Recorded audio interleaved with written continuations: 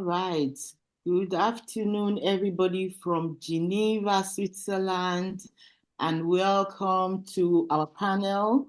Um, I'm trying to look for the title of the panel.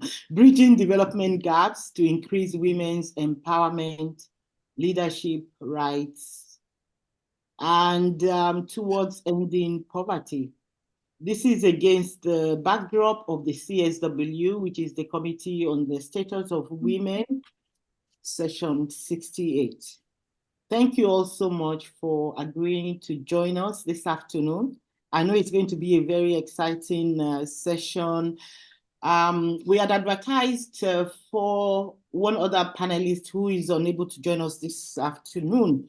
So we'll have 4 panelists, which I will introduce to you very shortly, myself and Lois. This is a joint panel session of Bridging Development Gaps and UN Women Reporting Network 1. And we also have Sarah, who is our technical person in the background. If you have any technical issues, I think she's available on chat. You can also communicate with her. So we have on this panel with us Dr. Honorable Jennifer Obaseki, who is a legal advisor and also founder and senior partner of Obaseki Solicitors. She's an award-winning lawyer, by the way. She's based in UK, and she represents various clients on business and human rights issues. I know she's very passionate about ending violence against women, and she's provided assistance and advice on immigration matters in relation to violence against women in the UK.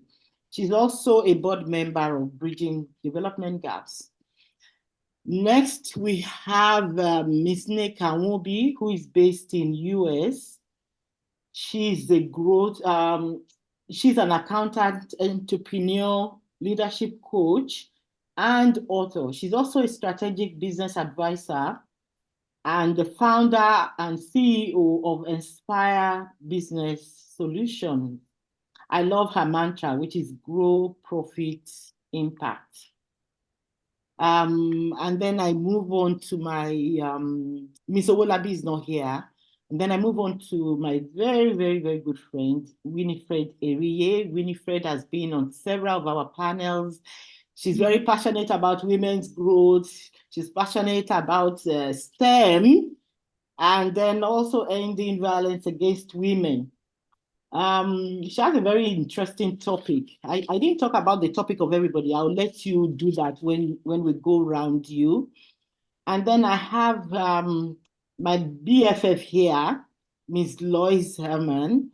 She's also on the board of BDG. She's also the CEO of UN Women's Reporting Network. Before I go on into what the panel is all about, I would like to pass on the mic to Lois. She will introduce herself more and then also do a brief introduction of the session this afternoon. Over to you, Lois. Okay, thank you.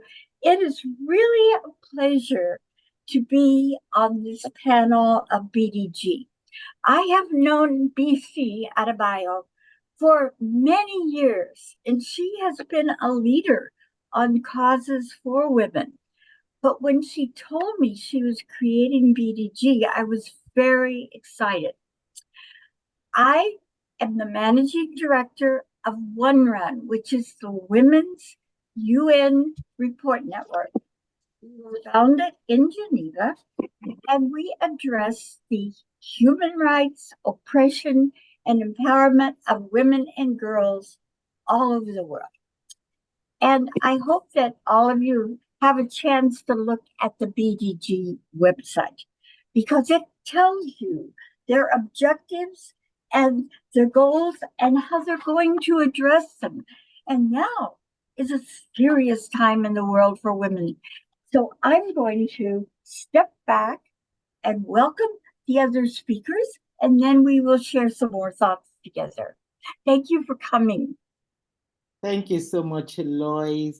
Lois has a poem for us at some point during the session this afternoon. Maybe we'll do that in the middle. We'll see how it goes, to break the monotony of presentations. Okay.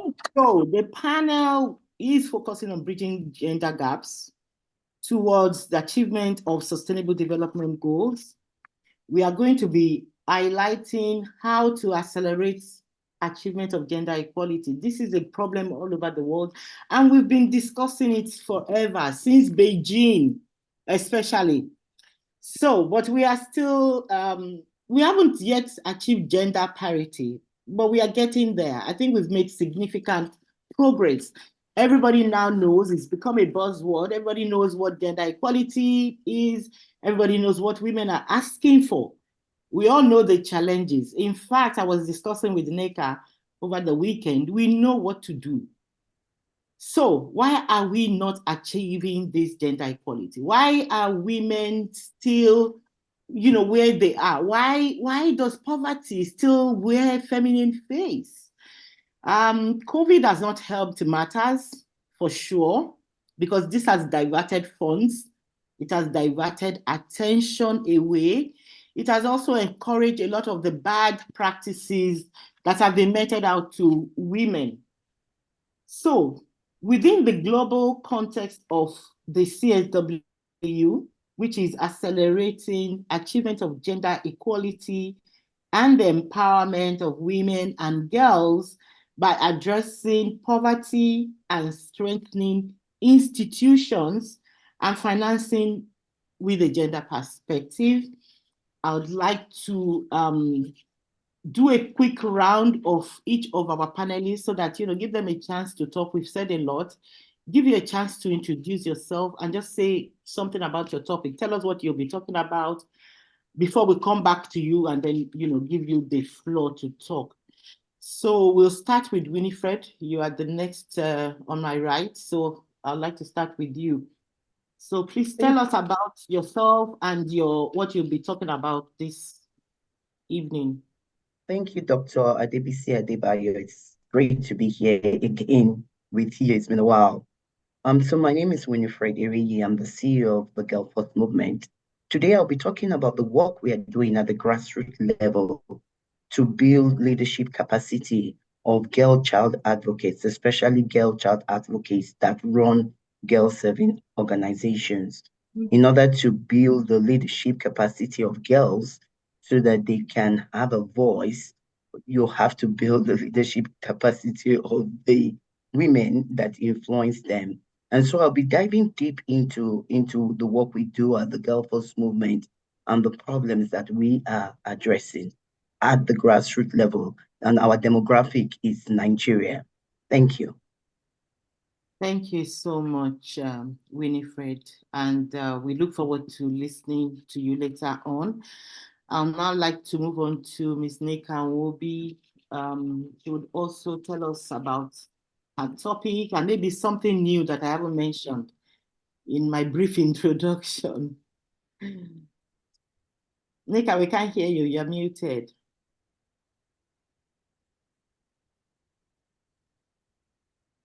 All right, can you hear me now? Yes, we can hear you now.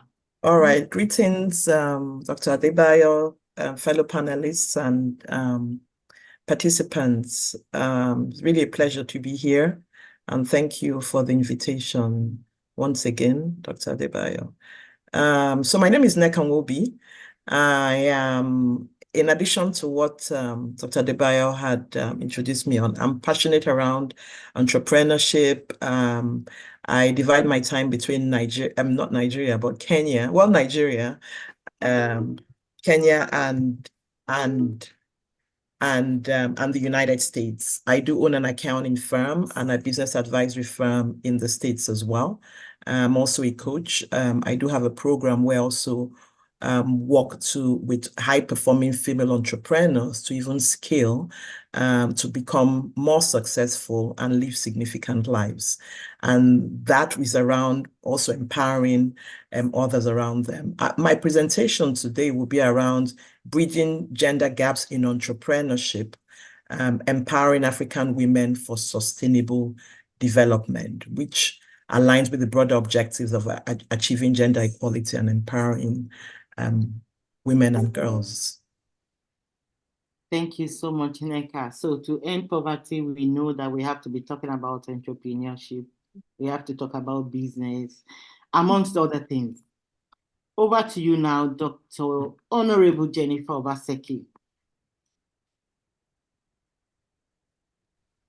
Hello. Good Yes, afternoon, ladies and gentlemen. And I hope we have some gentlemen on board because we can't move forward without their cooperation and assistance. Today, I'll be talking about how to keep women and girls safe online.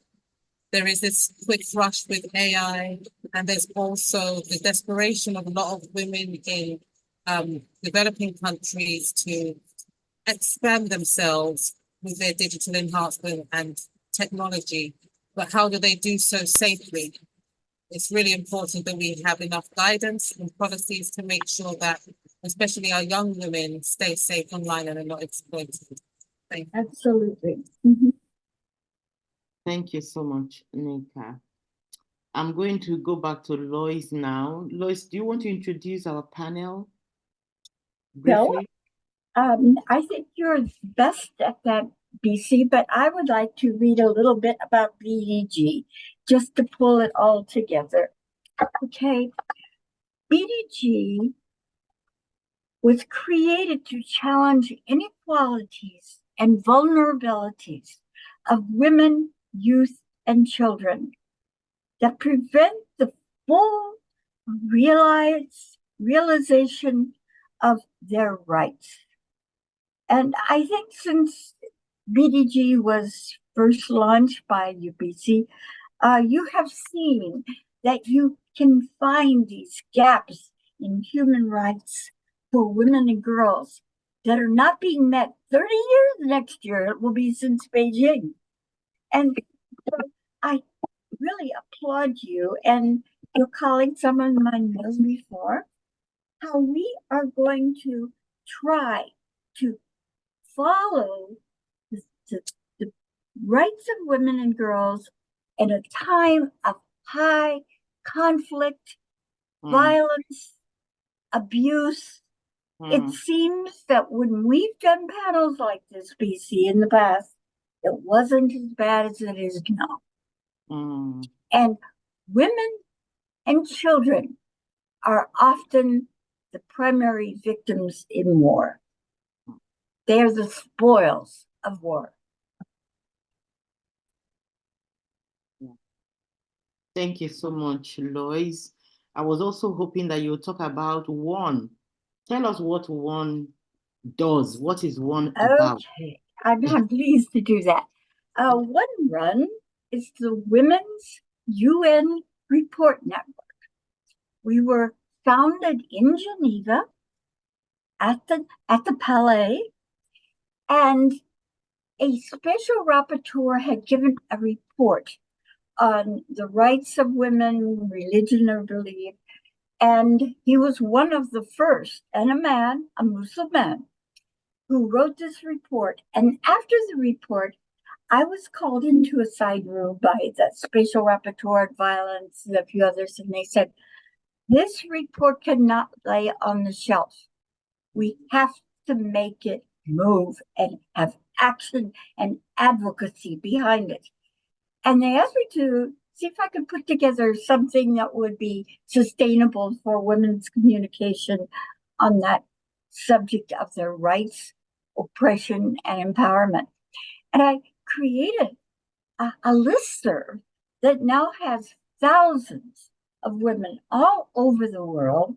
And we put out every single day news, research, and resources on the rights and the empowerment of women and girls.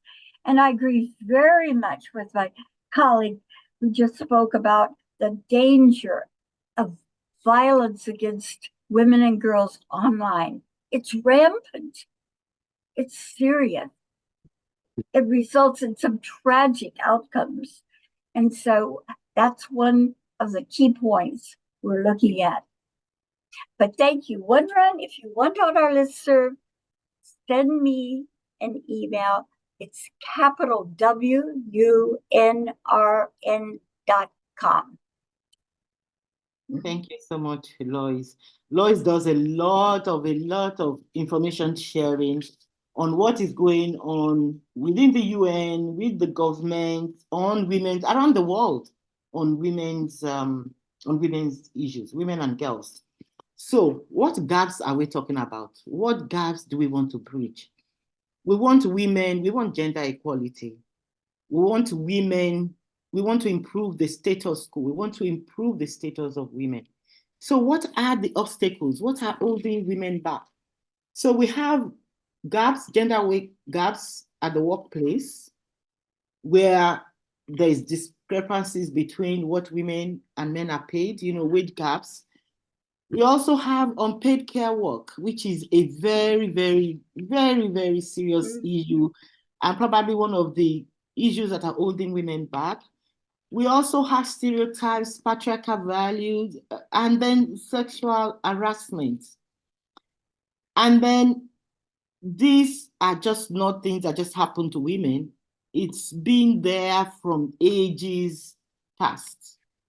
Cultural, traditional values that continue to dampen the growth of women and girls right from birth, right from when they are pregnant. It's a life course issue. And sometimes I wonder, because of the way these issues are structured, are we ever going to get rid of all of them? Is our aim just to reduce them, or just to raise awareness so that when it is happening, we know when to stop them? I'm going to take us quickly through the life course of how women are affected, the origin of the gaps that we are talking about. In pregnancy, we have something called feminicide.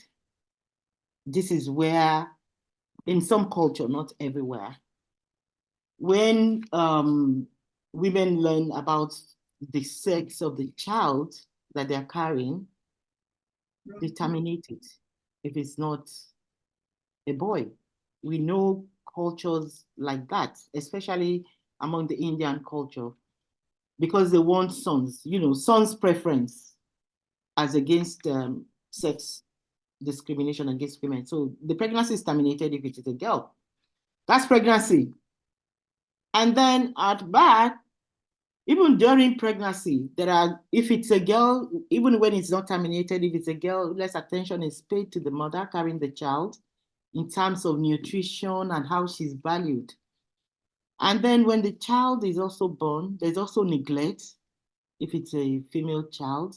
Some actually physically hurt them because they want to get rid of them. And then as she's growing, less attention is paid to her, even medically, apart from nutrition-wise, because of son's preference. The preference for the boy leads to this discrimination even within the family. And then you have so many other cases of violence against her, rape. She's subjected to that, she's at risk of that. There's also female genital mutilation, all because she's a girl, she's targeted, and then wanting to be subdued. And then as a woman, as a young woman, she's also violated by men, sexually harassed, also targeted. In universities, we have different issues, sex for grades, so many demands on her because she is a girl. At home, some men also violate them because they see that they are above the women and they want to exert that authority. Even as an older women still have peculiar problems that are directed at them because they are women. So, dear panelists, distinguished panelists, what is the solution? Because, these are all the problems women face. Education and economic power. We know those are the solutions. What else do you have from your experience, from your work? that you think we need to do more of or to branch into? So, as we did the line of introduction, we'll start and delve in. We have 90 minutes, and each of you have 10, 15 minutes to, comfortably share what you have prepared for us this afternoon. So, Miss Eriye, over to you. The floor is yours. So thank you so much for just how you've kind of given us a high level view of the sort of challenges that a female goes through during her life, from being a girl to being an adolescent to being a young woman and to being an older woman. You didn't touch on the older woman, but I will begin to share my slide if that is okay. Please go ahead. I will begin to share my slide. Can you see my slide? Yes. We are Can you see my slide? Yes. Okay. I love seasons. When I lived in Nigeria, we had the dry season and we had the rainy season. I live in the States and we have summer, we have fall, we have winter, and we have spring. And seasons, it's a time of change, a time of transition. I'm always amazed that after so many years, when it's fall, I'm always so delighted that, oh my goodness, the leaves are changing colors. And when it's spring, oh my goodness, the flowers are blossoming. There are seasons in a woman's life. Dr. Bisi Adebayo has alluded to the fact that a female goes through different seasons. She's a girl, she becomes a teenager, a young adolescent, then a young woman, and so forth. And with each season, there are challenges. And she's giving us a brief overview of those challenges. So I won't dive deep into those challenges. The according to the World Economic Forum, they have produced a report detailing that we need $360 billion annually in order to achieve gender equality across the UN Sustainable Development Goals. So if you go to the World Economic Forum website, you will see, I got this from their site. And then they really talk about the challenges that we face on a high level. They talk about the fact that the UN annual stock take of progress towards gender equality across the Sustainable Development Goals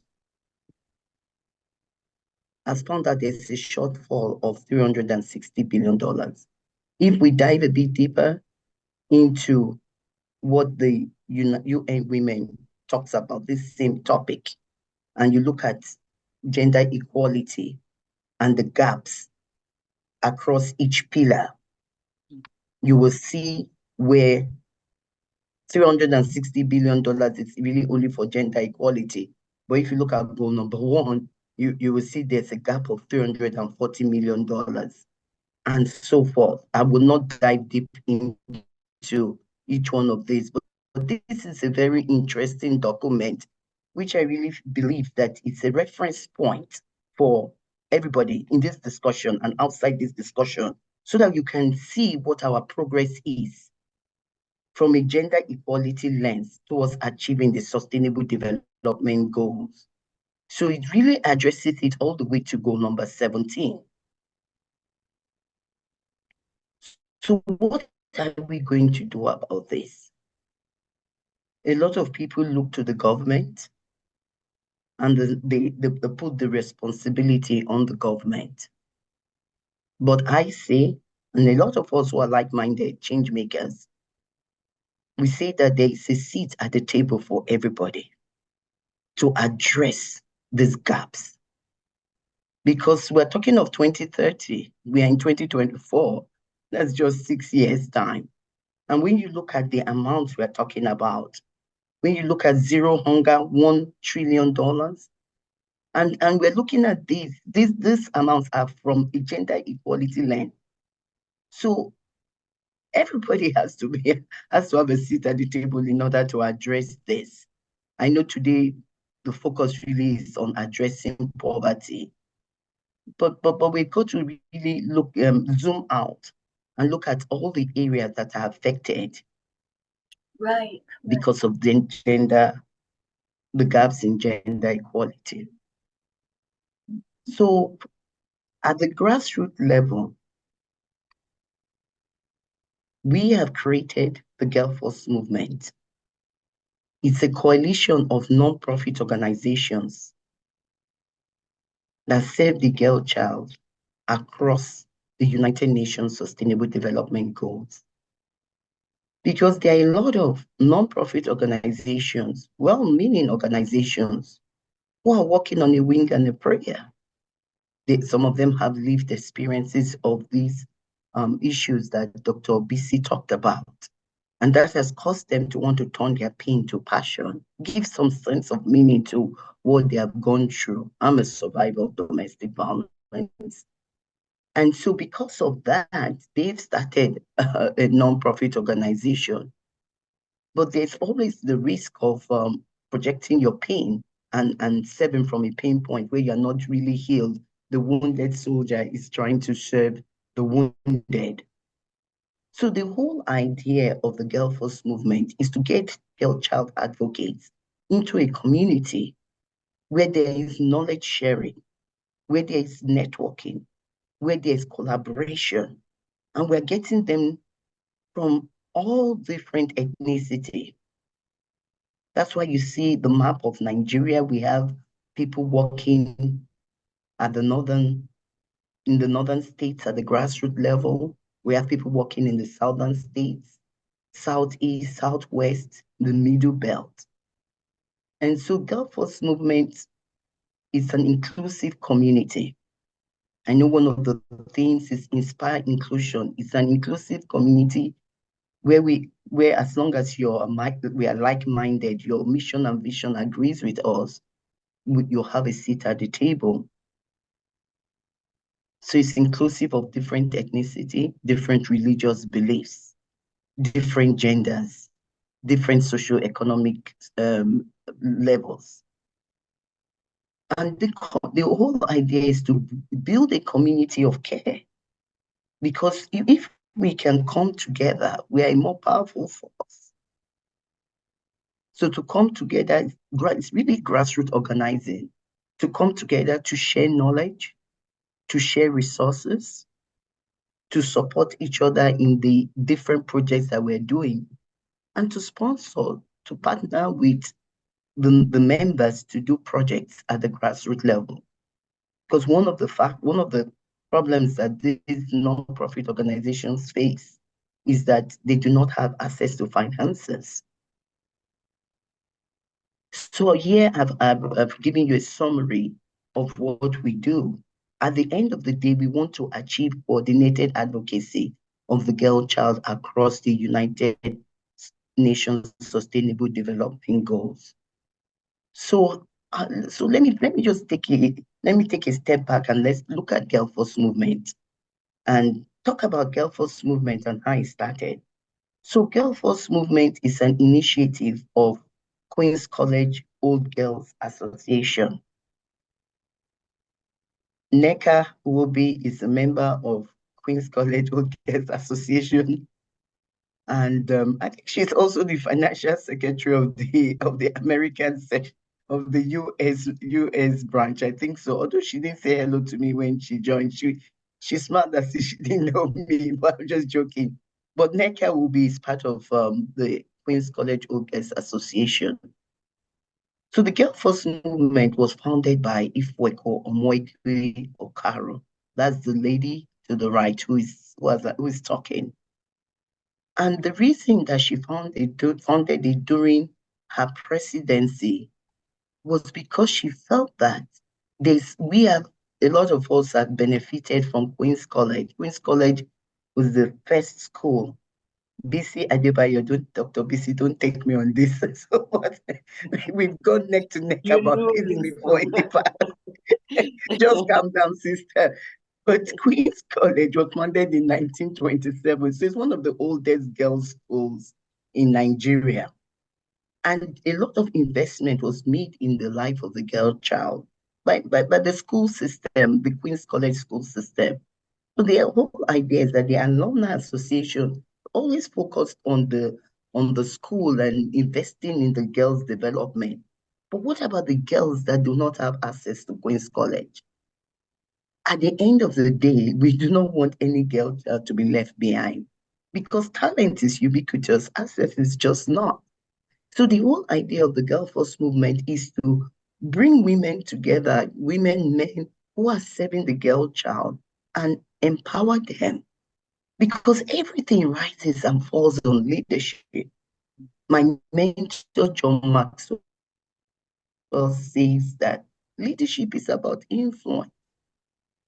In order to be able to invest in women and accelerate progress, women need to be leaders, leaders of self, leaders of others, leaders of communities, and they have to learn to lead with others. So our focus is building leadership capacity. I'm the CEO of the Girl Force movement, and Ifweku is the president. So our vision is to strengthen the leadership capacity of girl child advocates so that they can achieve their individual mission and to create positive change in the lives of the girl child at the end of the day in order for us to achieve the sustainable development goals. And you can see that there's a need for this because we already talked about the gaps that we are facing. So what is our value proposition? We share knowledge. So the community is very, very active daily. I write in the community every day to inspire and empower the girl child. Everybody needs to be inspired. In order to get your mojo up and go, we say G-Force for go and make a change, make an impact at the grassroots. You need to be inspired on a daily basis. So for the past we started Girl Force movement to be 5 years on October 11th of this year. And I write every day. I have a theme every day and I write to inspire the members. And that opens the door for communication. It opens the door for knowledge to be shared. We also create knowledge products. We have panel discussions like this. Dr. Bisi Adebayo is a member of Girl Force movement. That's how I got to know her. Somebody from Queen's College introduced the amazing work she's doing to me. So we provide capacity building training programs. We have mastermind sessions where we get together and learn something about communication so that we can communicate our stories effectively and raise money for our different causes. So we are a learning community and we have a database of girl child advocates that are advocating for the girl child. So that is our value proposition. Our core values, I call it the 5 C's. We connect, we communicate, we cooperate, we collaborate, and we co-create. So we have so our membership is made up of individual members, people who do not run an organization, but who want to be empowered to advocate for a girl child and who most times volunteer with girl serving organizations. But we also have, which is our secret sauce, which is our power, is that we have corporate members, those who run girl serving organizations, and we fund them so that we partner with them. We call them corporate partners because they execute the programs that Girl Force movement agrees to. So there's a partnership agreement between us and them. They execute it at the grassroots level. These are our corporate partners. And so far we have done projects across the first 6 sustainable development goals, projects to stop hunger, projects to poverty, to address poverty, health and well-being, gender quality education, gender equality, and access to clean water and sanitation. So in order to address the gaps, in order to address the problems that Dr. Bisi has talked about, our solution is that let us come together. Let's support each other, not just with knowledge, but with resources. Because at the grassroots level, we can really make an impact on each other, empowering women, and we can also empower the girl child. And we see a rising tide lifts all boats. Thank you so much. Thank you I'm done so speaking. very much. Thank you so much, Winifred. Like as you have said, as you pointed out, everything rises and falls on leadership. And from our title, you saw that leadership, even of women themselves, leading themselves, self-leadership of women is very important if we are to lift women out of poverty, if we are to get women empowered enough to also want to help themselves. Thank God we both have the same mentor, John Maxwell, who believes that leadership is about influence. Empowered leaders empower others. So thank you for all you are doing. And we wish, the Girl Force movement more strength. I'd now like to move on to Dr. Jennifer Obaseki. Jennifer, are you there? Okay, while we wait for Jennifer while she sorts out her presentation. There she is. Okay. Hello, yes, I'm here. Sorry. Good afternoon, all. I have an audio issue with my computer, so I hope you can all hear me well. Your question was fully loaded. What do we do? It's quite a triggered question with regards to the various elms and parts which each one of us has to be invested in making sure that we achieve the aims in good time. But with the financial gap that that's been highlighted, we know that the odds are stacked up against us, but nothing is impossible. Within my presentation today, I'll be looking at some of the major issues, specifically the digital gaps that we have for women and the dangers that we have online. I wonder if you can see my screen. Yes, we can see it. So, how do we keep women and girls safe online, especially with regards to those who are vulnerable and those who may not have adequate legal systems to protect them?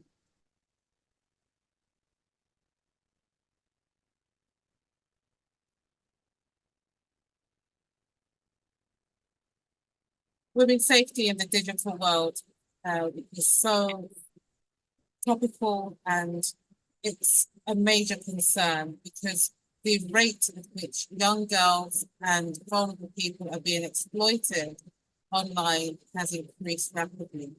We have everybody being pushed towards digital progression, AI, the attraction of the different social media platforms, but most of the governments do not have adequate means for monitoring in order to protect them adequately.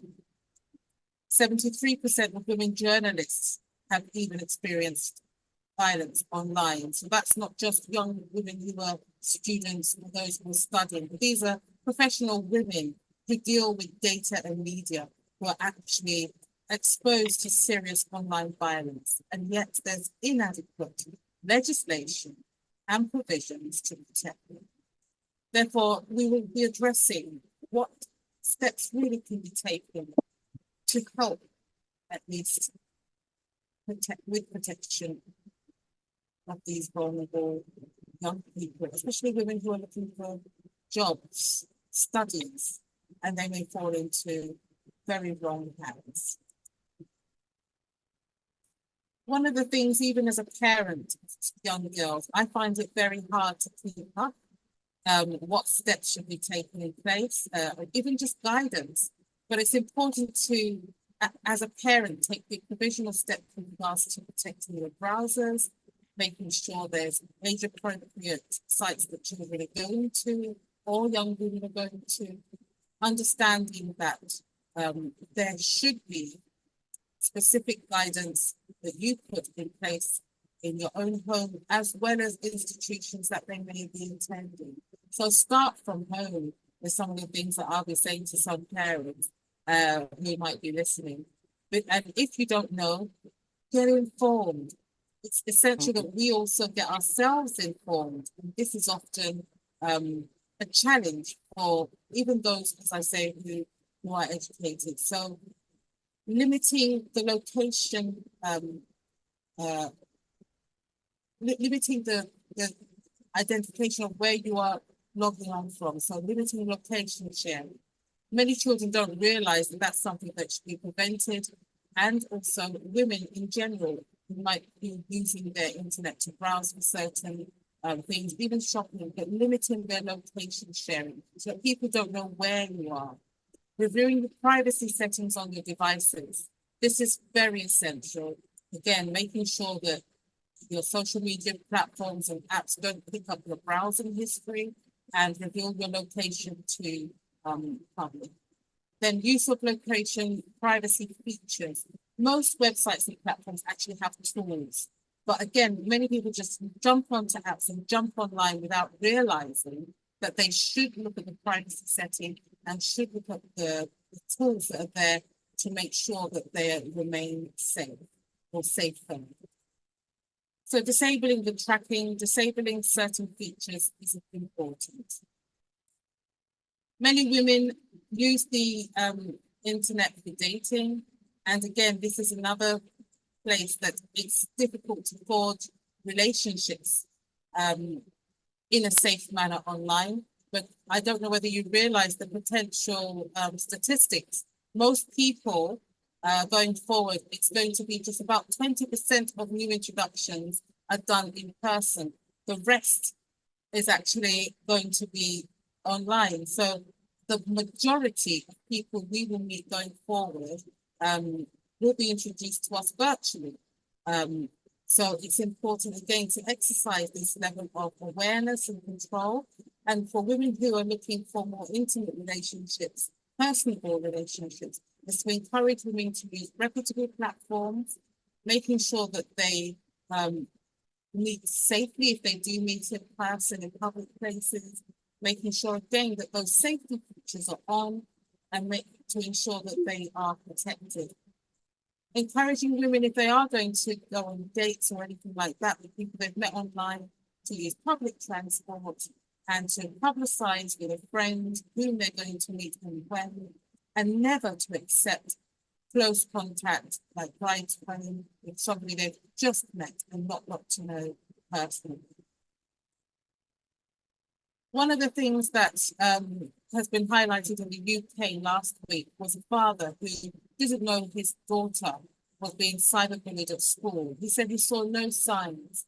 We as parents and even in the workplace, we have to be aware of levels of cyberbullying. There's been a lot of publication in the UK about police officers who are using a platform to discuss victims, to share inappropriate pictures, and had particular labels for people of particular races, and were being very derogatory towards individuals. And so it's very important that cyberbullying has many different facets and appears in many different ways. You, again, categorizing what amounts to cyberbullying is also an issue. People don't realize that just banter, derogatory language, can progress in towards cyberbullying. So harassment, threats, spreading rumors, these can amount to cyberbullying. It's important for people to set appropriate boundaries, even in conversations online, to make sure that they do not tolerate any unwanted conversations or contact. It's important to block reports and encourage them to block and report individuals who are communicating in an inappropriate manner. In the UK, once somebody tells you to stop, any communication thereafter falls into the realms of harassment. It's not necessarily about the content, it's about once somebody says stop, it means thereafter, anything thereafter is unwanted communication and therefore can be considered harassment. It's also important to, again, prevent the elements of grooming. So where a woman may tolerate some level of derogatory communication, it becomes progressively worse. For example, in the workplace, she might feel under pressure to tolerate and not complain, and this may become more and more excessive and lead to bullying or a form of grooming. Again, there have been cases in the UK where women in the armed forces felt under pressure to tolerate derogatory language on group chats, and then this progressed to in-person inappropriate behavior and assaults.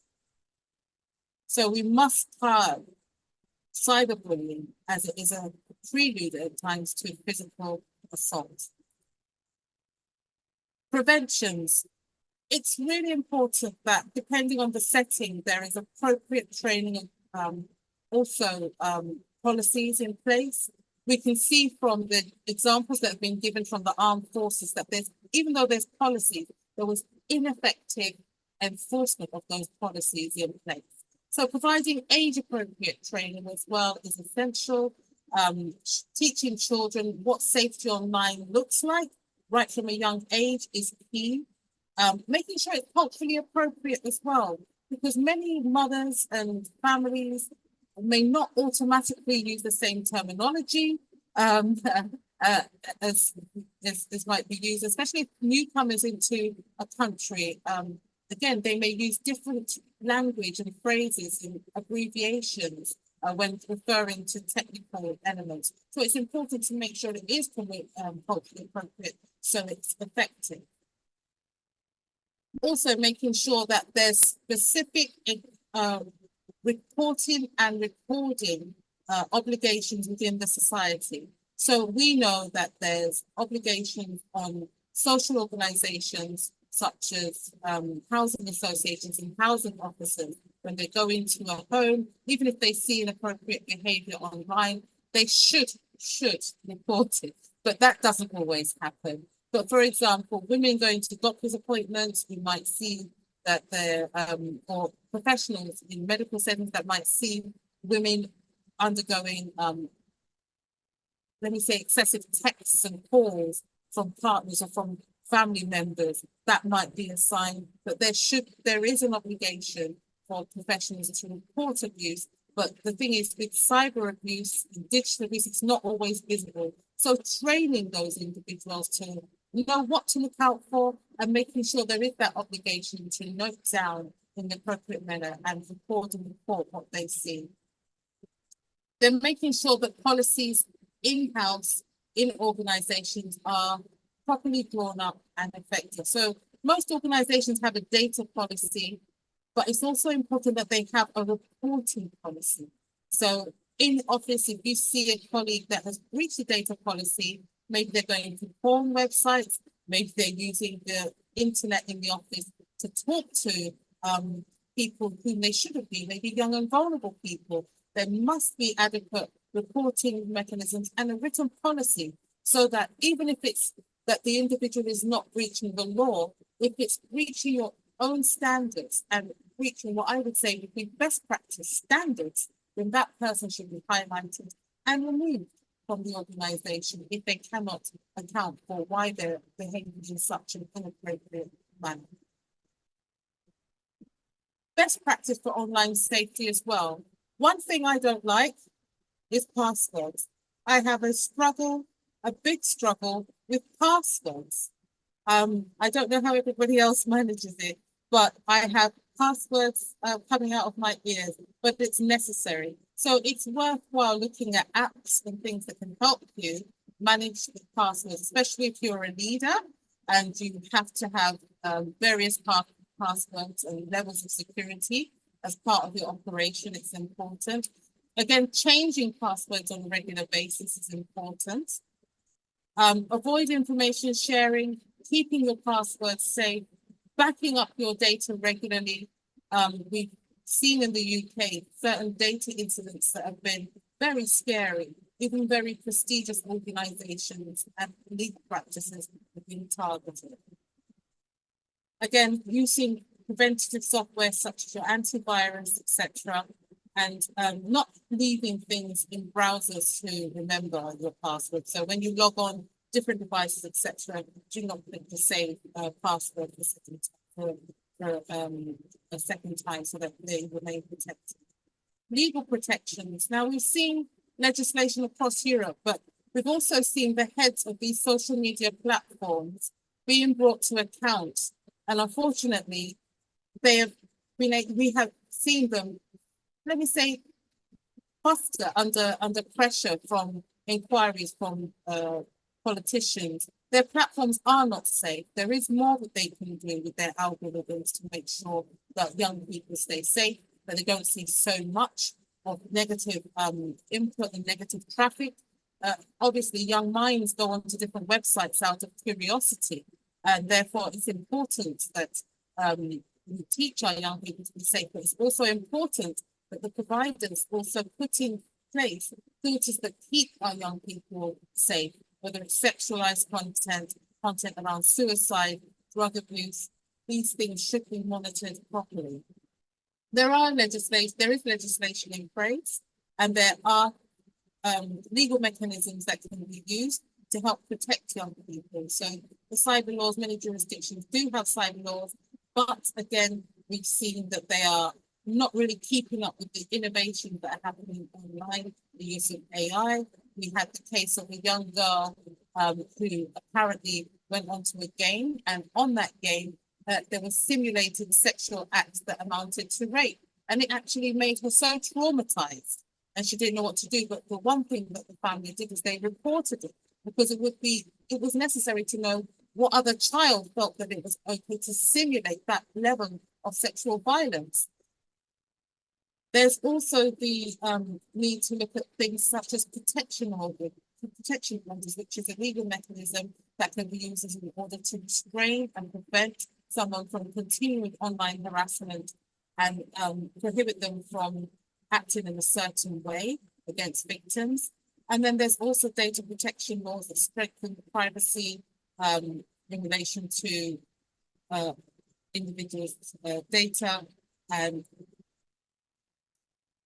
preventing online harassment through greater data breaches and accessing online activities. So one could say that an individual can be banned from a specific platform, and that ban could be for an extensive number of years in order to protect other individuals. There are other criminal offences that are levied under certain bits of legislation. The biggest one in the UK is the Communications Act 2003, which covers a large number of offences for the improper use of electronic communications. There's newer laws, but relate to revenge porn. So when we look about sexting and texting, where people use images of individuals without their consent, or where they are recorded without their consent, which is happening a lot amongst young teenage women. And then there's the big directive with the EU providing the sexual abuse and sexual exploitation of children directive that covers the member states and requires them to criminalize various offences relating to children and child sex abuse and grooming. It's very, very important that we also look at the European Union Digital Services Act, which is the most ambitious piece of legislation that was first really discussed some time ago, but still, even though proposed in 2019, initial draft 2021, we still do not have a final version put in place. And one of the reasons is these offences keep growing. For example, the rape of the digital rape that I narrated. However, there is the urgent need for there to be something in place quickly. We also have to look at the trends and really how young girls are being groomed and how predators are becoming more and more innovative in their techniques. So the legislation is really desperately needed, and also the training and making sure people are aware of these new techniques that people are using for online grooming is essential. And again, teaching people how to report and protect themselves by making sure they're aware of the safety mechanisms, and if they're breaching, if people are harassing them, exactly how to report it and what to do. So thank you very much. That was my time. And even though the question was wide, Dr. Bissy, I would say that coming back to it, one of the things that we must do is we must keep ourselves educated. We must keep ourselves educated, because if we don't, even if we feel we put things in place, perpetrators always move that effort forward to try and get to victims, to try and always discriminate and target women and girls. So we have to stay as innovative as the enemy. Thank you. Thank you so much, Jennifer. So by we, I believe you are talking about parents. We're talking about parents, we're talking about Teachers. stakeholders, charities, stakeholders, governments. We must keep the legislation relevant. If we pass this legislation that was drafted in 2019, right now we have to incorporate things like AI, which wasn't available back then. Yes. We have to look at the dangers that are present now, currently. So we, as people who are trying to prevent violence against women and girls, we must also stay relevant and just as technically savvy. So we need our cyber warriors in the battle of equality. Thank you. Thank you so much, Jennifer. Lois, we have another task on our hands. AI and violence against women. I have several comments that I would like to make on the very fine presentations that we have had. Education, we all say, why are women and girls the largest number of poor? And if you don't have an education, how can you earn money? So that's a very, very vital point in all of our advocacy. Keep girls in school. Well, look what we had with COVID. Many children couldn't attend school. They didn't live in homes that have computers. And so there's been a backlash on the education system post-COVID. Another thing is that they say in the United States that abortion will decide the next election. Excuse me. Look at the conflict in our country and this country over women's bodies and reproductive rights. And it reaches the UN floor. Another point is single mother households. Many times the mother is alone raising the children for a variety of reasons. And they say, some research done by Make Mothers Matter, that in urban areas when the mother has to raise the boy child alone, there's a tendency for them to go into gangs and to be involved in crime. They have some answers to that, but it is harder if you are a single mother to support your family, to take care of them. And so that's an outgrowth or a dimension of what we've been saying. Then there are widows. People are living longer. Yeah. And the momentum that was referred, the momentum of working together has so many possibilities to give strength and power to the women's movement so we can make progress, and we are role models to our own daughters. Yes, you are very right. The policies are definitely in place. The laws are there. But as we all know, these things happen in the secrecy of the girls' computers, of the boys' computers, of their devices. And the way these kids are these days, not necessarily children, even adults, we are so secretive and so protective of our gadgets that nobody's aware of what you're going through online until it is too late. So that's why I like the way Jennifer ended, that predators are trying to get a step ahead, but we stakeholders have to find a way to get a step, 2 steps ahead of them. It's all about keeping ourselves educated, keeping even everybody that is at risk educated on protecting themselves. Let them be knowledgeable, to be aware of what the red flags are. And, we just have to keep, teach them how to report and where to report to. Let them know what boundaries should not be crossed. I was hoping Noye would have joined us this afternoon, because BDG is working on a document like that, something that we'll use in capacity building, training people on harassment, sexual harassment. Okay, so without taking too much of your time, we are still on time. Can I call on Nneka to now share with us what she has on leadership, bridging the gaps in entrepreneurship?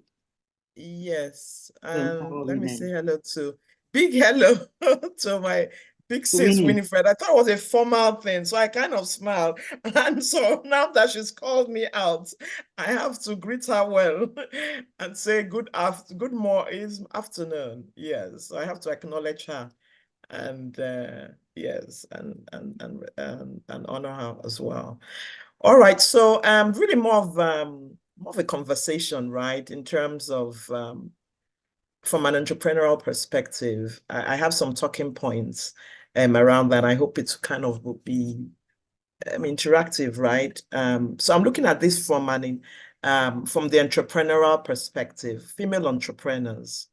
And I'm going to open up with like a story that I read some time ago. So my topic is around bridging gender gaps in entrepreneurship, empowering African women for sustainable development. There's a lady I read about, a female entrepreneur actually in Ethiopia. Her name is Bethlehem Tilahun Alemu. She grew up in a city or a village called Zenabwak, a small village in Ethiopia, where she witnessed firsthand the limited job opportunities for her community. Despite these challenges, she recognized the local artisan skills and saw potential in the traditional Ethiopian craft of making shoes from recycled materials. So in 2005, with the vision of leveraging these local crafts to create sustainable jobs and promote Ethiopian culture globally, she founded a company called Soul Rebels, SOLEREBELS. She started with just 5 employees, and she built the company into the world's first fair trade green footwear brand called Soul Rebels. It's now a global success. It sells in dozens of countries and is providing well-paying jobs to hundreds of local artisans with a strong commitment to the environment and women. So Bethlehem's journey from a small village to the international stage kind of shows the transformative power of women's economic empowerment. Her success not only uplifted her community by creating jobs and fostering pride in local traditions, but also challenged stereotypes about women's roles in business and society. It was through her entrepreneurial spirit that she becomes a symbol, really, of how women entrepreneurs can drive economic growth and social change. Of course, there are several factors around Bethlehem, right, Tilahun, that comes into place. She definitely had an education, right, and to have been able to seize the opportunity. And that's opportunity is something I'm kind of going to speak around when we look at female entrepreneurs. And my context is really around Africa, right? Not even though I'm in the States right now, but in Africa. According to the World Bank, even in Africa, because I'm also a PhD student and I'm looking at really how to create more jobs across the continent so to help alleviate poverty. Women in Africa make up over half of Africa's self-employed population, actually closer to 60%, 58%. Yet their businesses have lower growth prospects and profits compared to those owned by men. And there are two types of entrepreneurs as from research. There's what you call the necessity entrepreneurs and opportunity entrepreneurs. Necessity entrepreneurs are those who really have to get a job, have to create a business because either they could not get a job and for survival, they need something to earn money to be able to feed their family. And you find out that even though women are 50%, 58% entrepreneurs, they make majority of the necessity entrepreneurs. Those ones cannot scale. It's just about me providing for my family and that's it. Research has also shown that women really, it's really just, they don't seize the opportunity, they don't look at opportunities. So Bethlehem that I highlighted is really an exception. So questions we're asking as well is, how do we move these female entrepreneurs who incidentally are usually much more from necessity to opportunity? Because that's really where they can empower others. Because really, we talked about it, their policies, right? So what's the problem? It's now looking at things not from a macroeconomic perspective, but from a micro. Because it's each one person. If we can empower one small entrepreneur who has the desire to even decide, hey, I'm not going to not do nothing. I'm going to at least get into my farm, apart from subsistence living where I'm just producing enough to eat. I can sell some of the yams that I have into more. But understanding that beyond just selling the farm, I could actually now make, maybe make yam powder, right? Or plantain chips if I'm doing plantain or stuff like that. So I've kind of set the landscape. I put my time on. I didn't put my time. I know I had 15 minutes. Let me move it to 10 now. So that, first I get to kind of highlight the importance of empowerment. Empowerment is not just financial independence, right? But it's also the ability to make strategic decisions that affect one's business and community. When we start thinking of women, not just about me, but also that what I do can affect my business and my opportunity. And I have the power to be able to do that. I'll give another example. And this was, I actually had recently hosted a mastermind retreat in Kenya. One of the participants doing amazing work, Celestine Opere, in Kenya. And through some training, digital training, she was able to move subsistence farmers, just being able to sell their goods on the phone. The average entrepreneur, I think about 100 of them, increased their earning potential by almost over 100x, just because of the knowledge and the information she shared.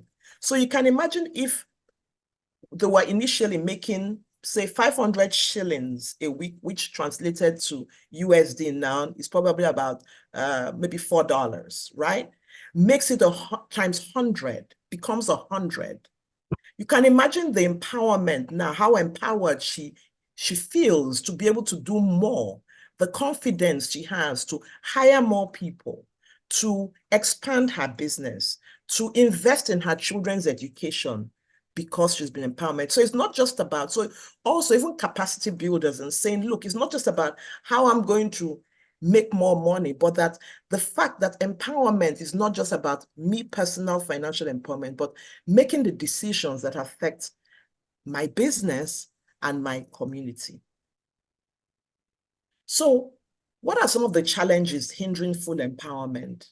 We all know a lot of them, but I'll just highlight some of them. Limited access to finance for female entrepreneurs and even male.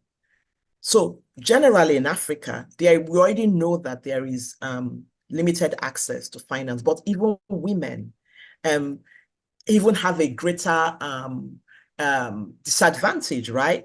And so the financing gap to even help grow their business or scale business, the ADB reports that the financing gap for female entrepreneurs, women entrepreneurs, is estimated about $42 billion. So we already know that there is already a gap around that, but I mean that there is already a challenge, which is one of the biggest issues that all entrepreneurs have. But then the gap between female and male is 42 billion. I remember that we account for over 60% of self-employed. Of course, we know the societal stereotypes and norms that restrict women's participation in certain sectors or leadership roles. And it's important to highlight these sectors because when I talk of that opportunity entrepreneurs, there are some sectors that favor being an opportunity entrepreneur. And that is really where you seize opportunities in the marketplace. An example may be real estate, right? How does one get into that? How do you get your land? How do you acquire more land, even in the rural areas, seizing the opportunity? Then we've also highlighted this lack of access to education and digital technology. UNESCO noted that women in sub-Saharan Africa are less likely to have digital skills, impacting their business's growth potential. And that's why, again, I'll really commend the work of one of my participants in my event, Celestine, doing amazing work on digitizing or digital skills training for even women in the rural areas and just the impact it's having. And of course, there's a challenge of the barriers compounded by the broader issues of poverty and weak institutional support for women's entrepreneurs. So I've highlighted the challenges. So what are strategies now for empowerment? What can we do? You know, Dr. Bisi was like, okay, policies are in place. What can we do? And I'd like to highlight things are happening. Yes, there's a big gap, but things are happening. Again, another, in the course of my preparing for this, there's a highly successful microfinance program in Rwanda called Duterimbere. It's a national non-governmental organization working in Rwanda to empower women towards eradication of poverty. So they've been this organization has been instrumental in providing women's economic empowerment, helping to increase their business resilience and growth. And not just offering financial services, but also training and support. So that's that education now. So it's not just the financial, but then also not just financial support, but the education, because it's not that money is not actually going into these countries, but then do they have sufficient capacity and capability to manage the resources that they are being given to? This organization also helps them access new markets and make informed decisions. So there are several programs like this. There's also another organization, even though they do not, it's for both genders. It's called Synapis and is a faith-based business accelerator, but they measure the impact of women, you know, and actually I'm collaborating with them on my dissertation, and part of my research is also to see the effect of women and how they've been able to scale and see if there are particular entrepreneurial characteristics of these female entrepreneurs who have grown their business. So what other strategies do I propose? Of course, and then we say this now, like what on a macro level, policy reforms that ensure women's equal rights to economic resources. Rwanda is an example of what they have even put in their laws, right? Representation. So it's not just about, you know, what's it called, the person who fights, who is able to, but allocating resources specifically for women-owned entrepreneurs. partnerships with financial institutions to develop products tailored to women's entrepreneurs, because we do have unique needs, right? Beyond their business, we are the one usually who will take care of the family. And at times, female entrepreneurs have to take a pause to take care of the family, and the business kind of is on hold, or some of the profits of the business, rather than reinventing capital or reinventing profits in the business, would take care of, use that money to take care of more, in their opinion, more, which at times it is, like maybe funding children's education, but partnerships with financial institutions around that. And I cannot overemphasize investment in education, digital literacy, specifically targeting women and girls. But then it's really starts each person, kind of looking, and each entrepreneur, each female entrepreneur saying, how can I support one person? How can I encourage another person? What do I have? What kind of, for example, mentorship circles do I have in my business? If every entrepreneur, female entrepreneur, can do that, raising up, holding one person's hand, I'm sure that will scale that impact, and each person taking responsibility for this gap, and each person collectively does this, I'm sure we'll be able to begin to see some change, some movement, some traction around reducing the gap. I'm going to stop here for some engagement and questions. So that's what I had prepared. Thank you so much, Nneka. So the floor is open. We've all heard each other. We've all heard the different solutions, and it's all tilting towards education. I see Loise's hand up. I am enlightened and inspired by listening to these women experts and realizing that they have some of the best practices that we need in order to have women more empowered. BC and I met working on FGM, and we are going to have an FGM panel at CSW, but the reality is that FGM has increased. Yeah. It's hard to believe, but as a result of the wars, the displacement, the refugee status, the confusion of society. So FGM has increased. Another point I'd like to make is culture. Culture affects women's empowerment far beyond money. And we know about Afghanistan, where women are totally isolated and kept from education, health, and their human rights. So I think that that's so multifaceted. The UN Special Rapporteur on Violence Against Women did write a report on online violence, and it's worth looking at that. And she has some valuable references. But one last thing I would like to say is we need more diversity and inclusion in all of our movements. Yeah. Thank you. Thank you, Lois. Thank you, Lois. Before we go on, we have 3 minutes, and we need to listen to your poem, Lois. Oh, okay. It takes only one moment. I also, in addition to being a journalist, she's also a poet. She loves writing poems. one other word I wanted to mention based on the theme of our panel today, and that's the word trafficking.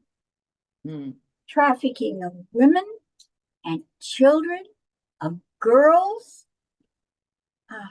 It is an enormous problem. And usually the trafficking is done for someone poor by someone with power. Mm. Okay. But do you know what? It's all about education.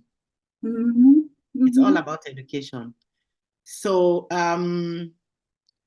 sometimes these girls, these women put themselves in situations where they're taken advantage of, where they are exploited because of lack of education and awareness. So we cannot overemphasize education, training, information sharing, raising awareness. The onus is on us. We've all talked about leadership. Not one person mentioned mentorship. And I thought we were going to, that word will crop up. Jennifer. Yes, one of the reasons why I chose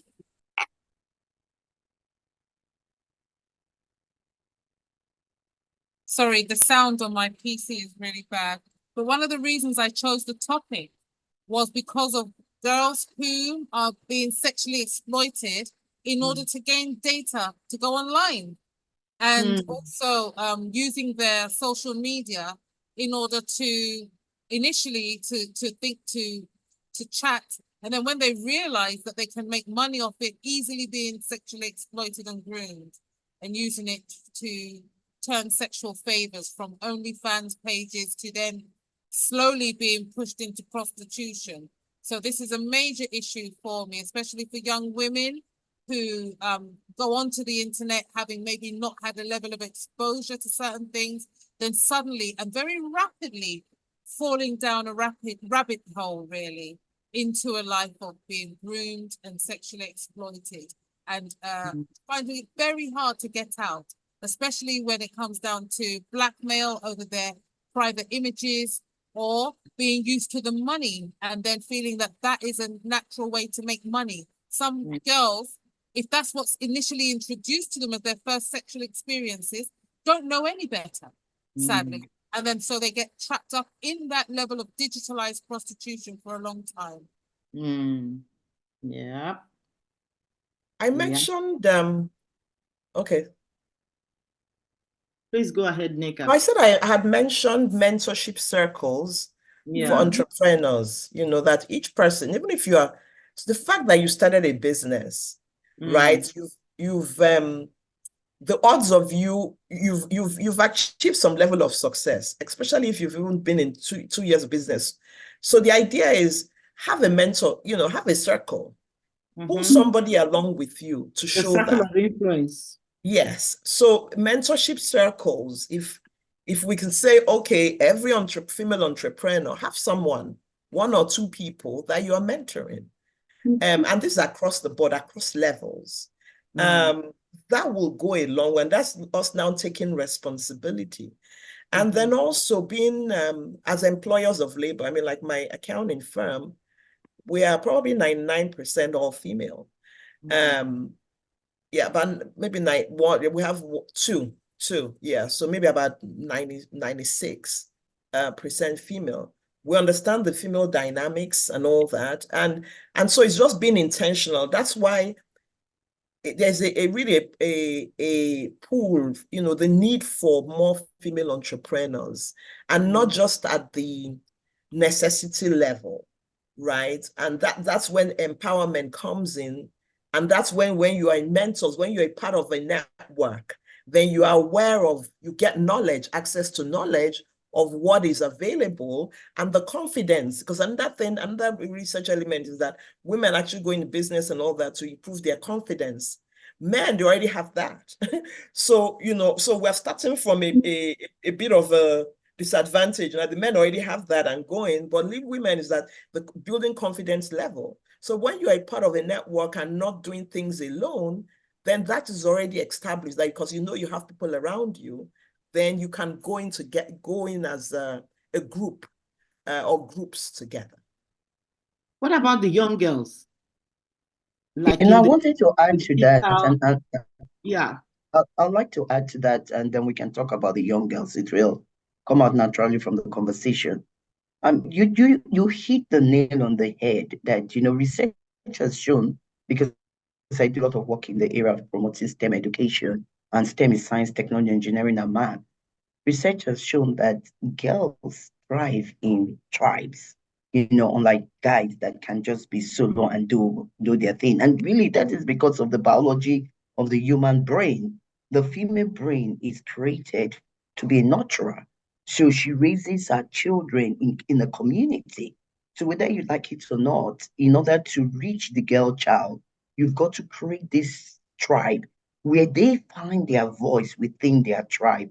And so that is the power of the Girl Force movement, because we are a community. Belonging to a community helps you to articulate your thoughts properly, because you are able to glean knowledge from the information that is being shared.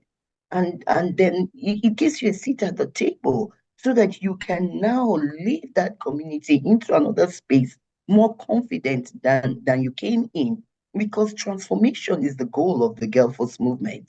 We want you to put a mark on the ground that when you join this community, this is how you used to think, this is how you used to feel, this is how you used to speak.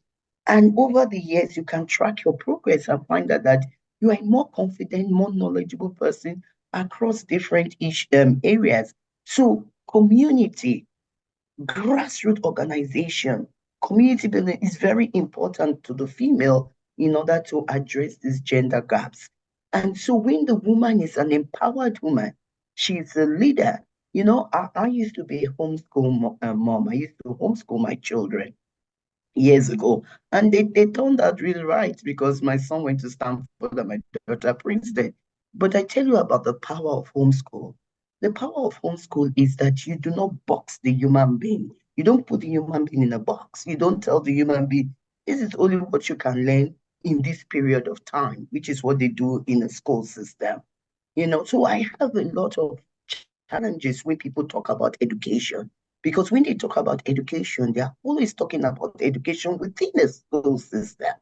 But you can be educated outside of the school system. Yes, out And of that is school education, yes, yeah. I mean, in the digital economy, I am telling you, because I run Think STEM Foundation and I'm always working with students in the Title I schools.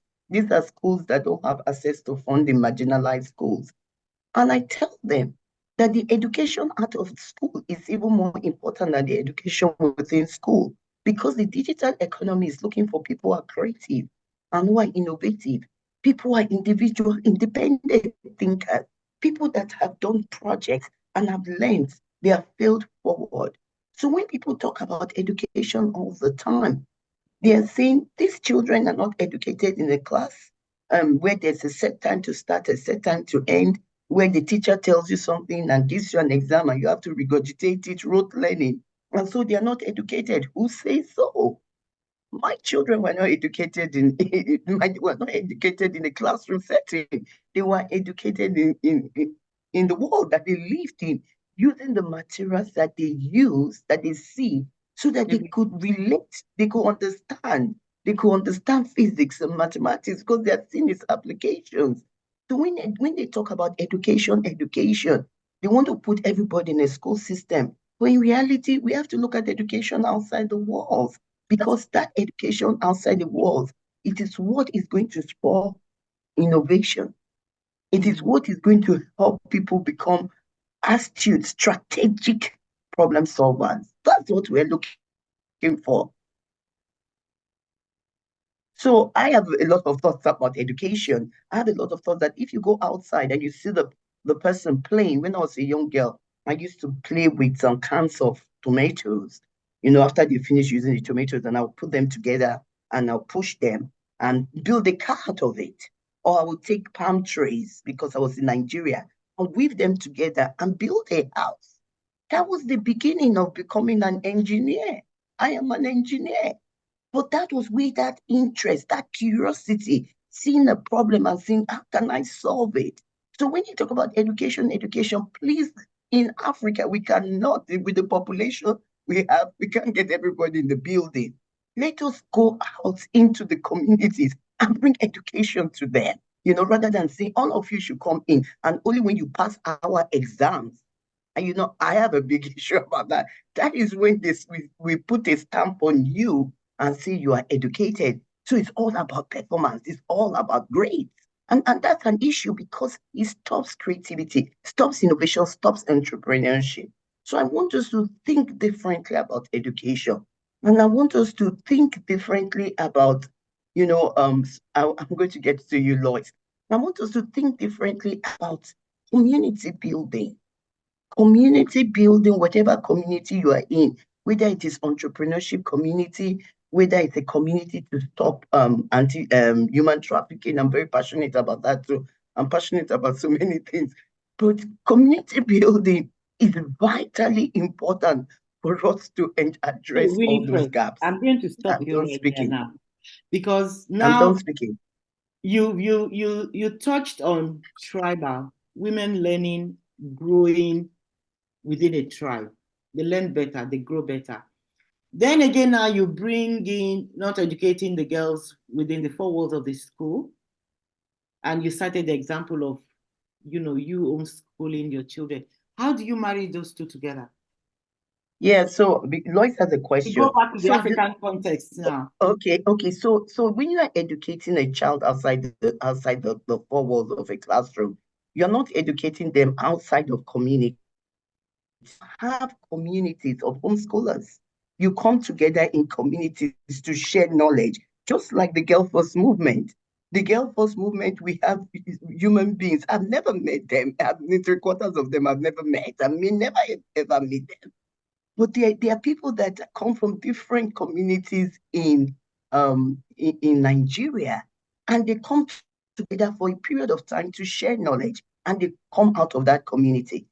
The difference with a classroom setting is that you come in, you see the time they come to school, like 8 o'clock in the morning till like 3 o'clock, and then they give them all these tests that a lot of them are not relevant, and then they take them through this structured process to learn. And at the end of the day, they go out into their world tired, and they tell them they have to do all these sports, and then they go to sleep. There's no time for creativity. There's no time for discovery, experimentation of the world around them, and exploration of their self. The reverse is that when you have a homeschool community, you come together for a short time. There's not this, you have to pass this test, you have to go, like, it's as if you're in a production, in a manufacturing facility, and they're taking this product from here to here to here, like a line. It is very different. Here, learning occurs organically. And when learning occurs organically, there's space for exploration. So it's a different type of community. There's a school, I'm not against, schools. I I was go just into going to say schools this and work with remains them. debatable. Sorry? I said I was going to say remains debatable. No, I'm not against schools. Right. What I'm against, Dr. BC, is that concept that if a person doesn't go to school, they're not educated. That is what I am against, that terminology. Out of school children. You are out of school children, there's a label on you. Have you talked to some of those school children? They are so freaking smart. Give them problems to solve. They are so creative in the way they solve the problem. I'm not against the school system. I work with the school system. My nonprofit works with the school system.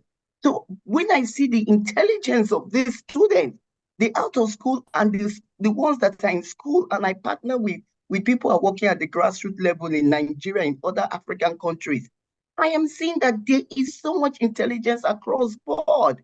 So why will you say one person is educated because they went to this school and this other person is not educated? I'm against terminology. I'm done speaking. Let me not take the conversation to a different place. It's over to you. Let's hear your point. Thank you. My poem is Sisterhood of Women. It's a one-run poem. Women of the world, girls of the planet, we are all sisters. Traumas and joys that happen to one happen to us all. Issues and rights, oppression and empowerment are part of women's challenge for equality and for dignity. For we are bonded in the female spirit. We reach out to learn, to understand each other, local to global. rural and urban, near and far, hugs and tears. Now is our time. Thank you. Thank you, Lois, for keeping that very brief. So now is our time. So what is our consensus? What are we taking away? Education, more education, more education. Education, may the spirit of sisterhood not be dead in the current fast-paced society and the new attitudes that younger people have. One of the things Lois said was that FGM is increasing. One of the reasons it's increasing amongst educated women is some of them feel that if that's what they need to do to marry into certain status, then they're prepared to do it and they'll do it clinically. So unfortunately, it's about education, educating women that they don't need to do that. Then also those who are fortunate, as Ms. Nika said, to mentor, to use what resources and time you have.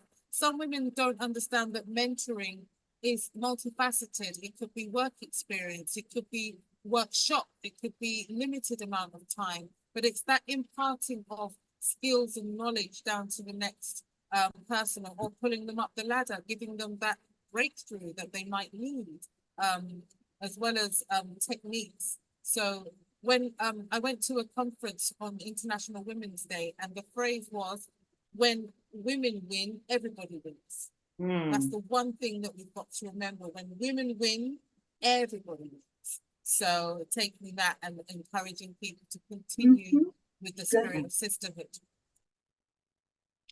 Thank you so much, everybody. Is there anyone with a burning comment that you would like to drop? I would like it. I have a burning comment. I think for me is that there's a seat at the table, and we have to be the person to open the door and create a seat at the table for women, and that we should be inclusive and include women from different ethnic groups, different religious beliefs, different socioeconomic levels, different educational levels, and that a diverse community is the engine for innovation and growth. So it's very important that we are open to hear ideas from different people, respective of their educational, in quotes, level. So that is my encouragement. That's what I would like to leave at the end of this conversation. Nneka, what are your parting My thoughts? final thoughts. Okay, I wasn't expecting. Really, what we've talked about, I guess, just highlighting that it's our individual and collective responsibility. And can we set a goal? Okay, next year, IWD, what have which, if we say do one and speak to 3 people about what they're doing, the effect of all that, right, will be, then there will have been some traction. So it's really action and really taking charge of it. Okay, so we are going to charge ourselves. Women's Day is coming. We have the international, because I remember we had a similar conversation for the International Day of the Girl Child. And we need to get that movement going. We've talked about communities, we talked about tribes. And a lot of you also spoke on entrepreneurship, on women, getting women together and, mentoring them. But what about those? Because it's a life course issue. It starts from when they're young, we don't just intervene at that point when they're now older. So we start from when they are very young. So we want to work with the girls, not just with the women. We are already, some of us already have designed a pathway. So we are going to charge ourselves. So we will come back. We will let you know. Lois and myself will work on this. We will come back so that we will do a roadmap of how do we want to move forward. Yes, Lois. And BC, let's have this panel again next year, if not before, Before, And- because we will, so that and- everybody will go out and do something. Nick had Yes. said 3 people. We will do more than 3. But the We want to theme build, of we want everybody to build a tribe Yeah. of young girls that you will work with.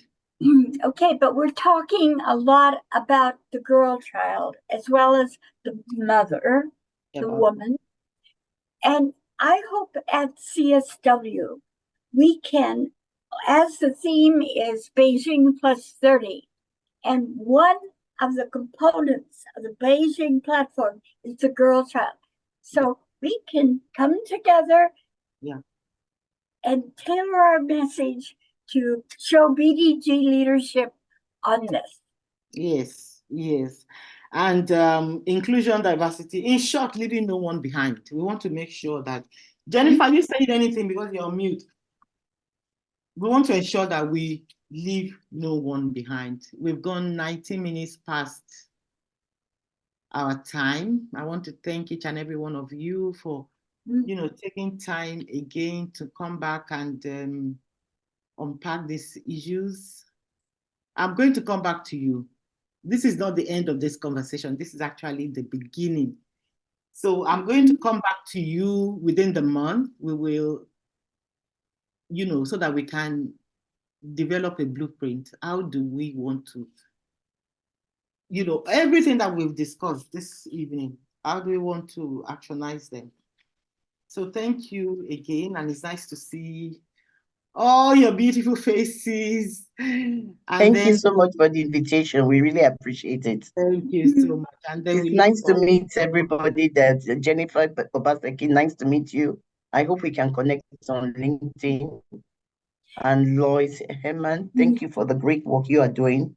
Nice to meet you too. BC and Neka. Our technical I know specialist. you people we are one of my home girls. Yes, Sarah. So Sarah, do we have anything from Sarah, can you say hello? Hello, wonderful panel, wonderful. I did not have any comments or questions from the attendees. I did successfully record our panel session today. I will work on editing that and have that available so that we can share your messages. Profound, important, and thank you for the powerful work that you're doing for women. Thank you. Thank you so See much, you later. Sarah. See you later. Bye. Bye. See you later. All right. Bye. Thank you.